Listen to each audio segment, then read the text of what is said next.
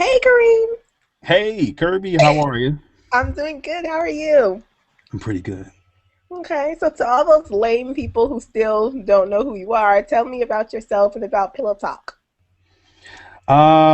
Hey, my name is Kareem Taylor. I'm a voice actor and radio personality based in Brooklyn, New York. And I'm supposed to let them know about Pillow Talk. That's what you said. Yes. Uh, so shout out to anyone who might even listen to Pillow Talk. But Pillow Mhm. Talk is it's an R&B based radio show that I do from my bedroom in Brooklyn, New York. By the way, I'm in my home studio in Brooklyn. I'm based in Brooklyn. But Pillow Talk is an R&B based radio show that I do from my bedroom. Mhm. And I talk about love, dating, and relationships. And it actually spawned from an idea in 2009 around the same time. Like I'm a voice actor. So I do it like I was doing a lot of announcing Okay. in college, like announcing pageants and stuff like that. Okay. But in 2009, I went on a road trip from Atlanta to New Orleans Mhm. with a bunch of friends. And you ever been on a road trip with your friends? Mhm. Yes. Anything can happen, right? Exactly. So Exactly. we got into like these conversations Mhm. about love and the difference between men and women. Mhm. And when we got to New Orleans, you can get into fights too. So it was a whole Yeah. bunch of stuff happening. We got to New Orleans and we were like on in the French Quarter, on Canal Street, and on Bourbon Street, Mhm. and just we were having these high spirited conversations about love and dating. Okay. But they kept on referring to that conversation, like relationship gossip, as pillow talk. Mhm. And I never even heard of that term being used in relationships. Oh, really? And so yeah, I never heard of it. I mean, I heard it. I know it's a movie, Uh-huh. and I know it's a bunch of songs named after it, but I never heard people like using that term in real life. Mhm. And so I was really intrigued by that term, and so I really wanted to start a radio show, and I was like, that's what I'm going to call the show Pillow that I Talk. want to do. I'm gonna call it Yeah. Pillow Talk with Kareem the Dream. That And title alone is like, wait, what is this about? It makes you want to listen. Why do you think it's got such big exposure? And why do you think people have really caught on to it so much? I think in Atlanta, Hmm. it, in Atlanta, it was easy to get an audience because I did it on the college campus. And Okay. so that was an easy way to get an audience. But it wasn't just that. Obviously, it was something else too because there were a whole bunch of shows that nobody was listening to. Right. So my goal was like, I really want people to listen to this show. You know, if I'm gonna arrive at this studio every night at 10 o'clock, Hmm. y'all gonna have to tune in. So everything I did, I was like, yo, I'm doing this specifically so people can be interested in this show. And Hmm. I think it was a combination of things that attracted people. But now that I've moved the show to Brooklyn, Hmm. and it's been in Brooklyn for going on 3 years, almost 3 years now. Wow. Um, I think the idea that it's independent and Hmm. this guy is like doing this show from his bedroom in Brooklyn, Hmm. Hmm. and it doesn't sound that way. I think Right. people are attracted to that because it's a high definition show that this guy's doing from his bedroom, and it sounds pretty good. It sounds Hmm. decent. It Yeah. doesn't sound like you're doing it over the phone or something like that. And so I think people are attracted to that, and it's a really well produced show. You can tell by listening to it that a lot of hard work is put into the show, and I think people are attracted to that. And it has its own like little community of people that support it. You know what I Hmm. mean? And so I think also that it reaches like that niche of people who love R&B and late night conversation. I think Yeah. we got a little community going on. Do you think talk radio is something that's going to be around? Like, I personally think talk radio is timeless. Like, music may change, media may change, but people are always going to have something to talk about. What do you think about that? Because so many people are saying, like, the internet is just going to take over everything. And what do you think about just talk radio? Um, I think it's two different things. Like we have websites like Pandora and Spotify, and then Mm-hmm. you have like radio, like talk radio, and then you also have the music based radio. They're two totally separate things because people, even though people love Pandora, they love Mm-hmm. typing in Trey songs and being able to hear, a bunch of Trey songs, and then whatever they want to hear R&B Mm-hmm. side, but they're not interacting with a human. Yeah. People still on the radio side, on the like satellite radio or terrestrial radio or talk Mm-hmm. radio, FM radio, whatever, Mm-hmm. they still want people on the other end. It's still Yeah. like that nostalgic feeling of hearing someone else on the other end. Mm-hmm. And the same goes with Pillow Talk, where people know that this show is live. I'm literally in my bedroom, and we're Talking. like everything that's happening right now is live, and people are also excited Mhm. that gets people excited, you know. And I think that's always going to be around, the fact that there's another person on the other line. That's really speaking to you about your life. When I first heard from my bedroom in Brooklyn, I was like, is that like his line or his motto? Is that, or is he really, because it sounds so clear and you can tell it's really, really produced. And to have you really just going out there by yourself is like amazing. How important is like entrepreneurship to you?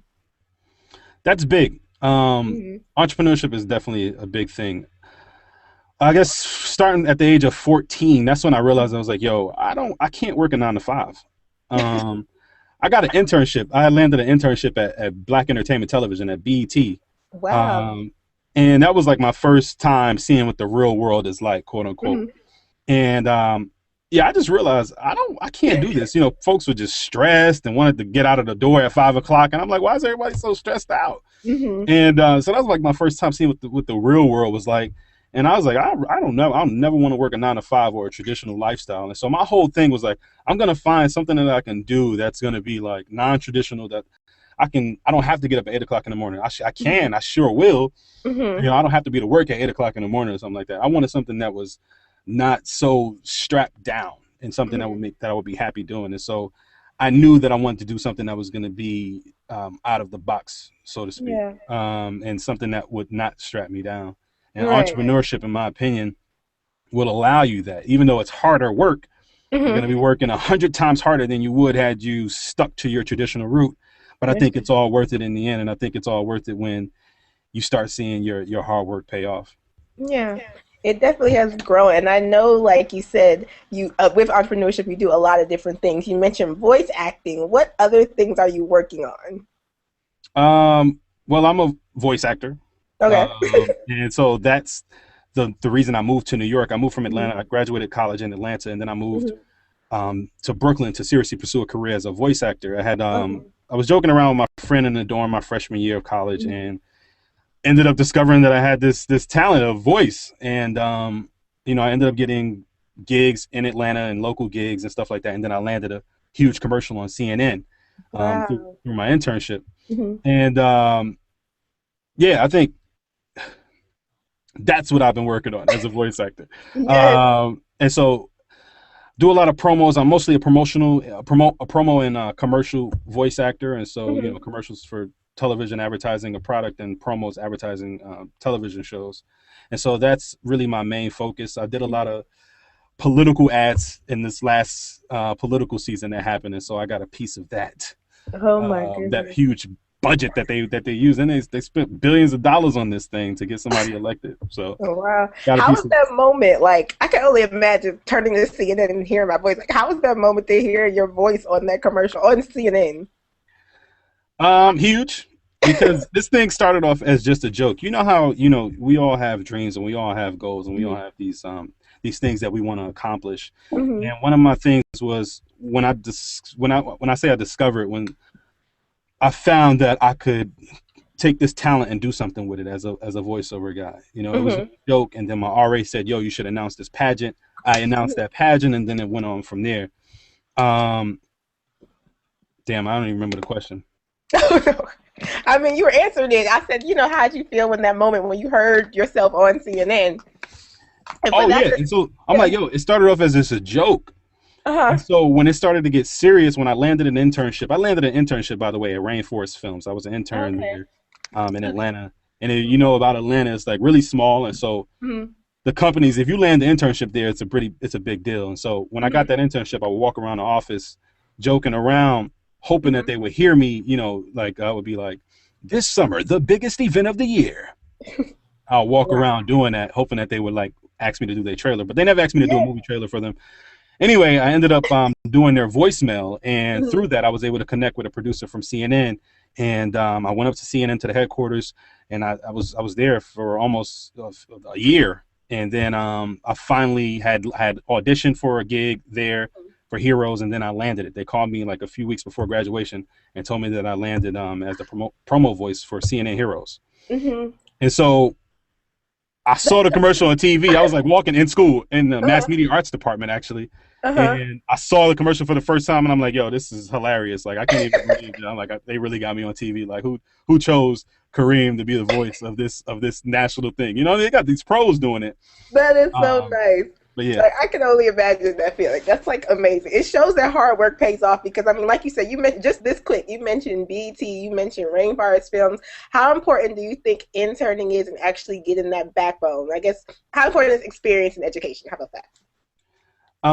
there was a time actually when I was at BT, I was really young, but I mean 14. Oh my God. I didn't really understand the importance of internships. I just thought it was cool because I was able to like meet Kanye West. You know, Mhm. I just that's all I really cared about. I was meeting like Master P, who was kind of a big deal. You know, In at that that time day. I was interning. Yeah. And I mean, I just thought that was like a really cool gig, and I thought I Mhm. was getting the experience, but I really didn't understand it.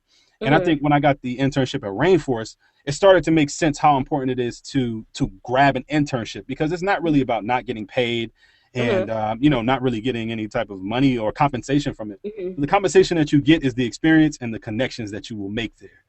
Yeah. Like, you know, I think being able to meet people, being able Mhm. to see people face to face and let them know who you are, what your goals are, and to really take that and do something with it. I think an internship is probably the best possible opportunity anyone can get, no matter where they are in their career. If you have an open space to get